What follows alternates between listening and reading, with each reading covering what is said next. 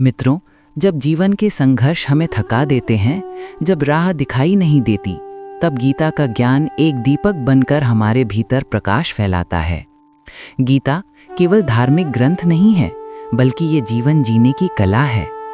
महाभारत के युद्ध में जब अर्जुन अपनी ही गुरुओं, बंधुओं और मित्रों को युद्ध भूमि में देखकर विचलित हो गया, उसने धनुष नीचे रख दिया और कहा, मैं ये युद्ध नहीं कर सकता।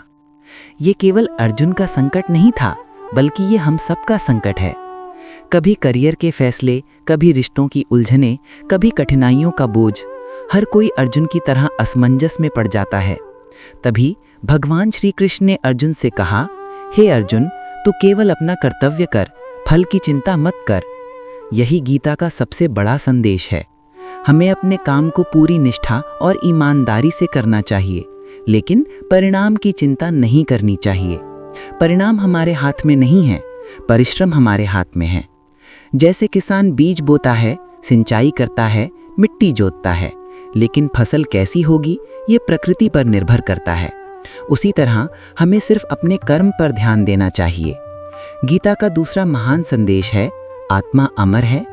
कृष्ण कहते हैं कि न हथियार आत्मा को काट सकते हैं, न अग्नि जला सकती है, न जल भिगो सकता है और न ही वायु सुखा सकती है।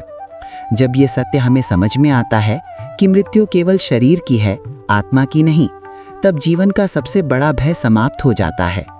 भय से मुक्त होकर ही इंसान महान कार्य कर सकता है।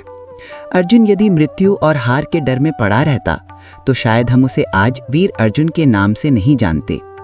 गीता हमें ये भी सिखाती है कि जीवन में संतुलन बनाए रखना सबसे आवश्यक है।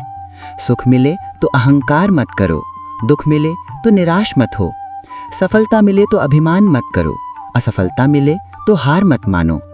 सच्चा योगी वही है जो हर परिस्थिति में संतुलित रह सके। जीवन की दौड़ भाग, काम का दबाव और रिश्तों की उलझनों में हम अक्सर संतुलन खो देते हैं, परंतु गीता का यही ज्ञान हमें स्थिर रखता है। गीता यह नहीं कहती कि दुनिया छोड़कर जंगल चले जाओ, बल्कि ये कहती है, अपने कर्म करो, निस्वार्थ रहो, आत्मा के सत्य को जानो और हर परिस्थिति में संतुलन बनाए रखो। अगर हम इन 4 संदेशों को अपने जीवन में उतार लें, तो कोई भी मुश्किल हमें तोड़ नहीं सकती।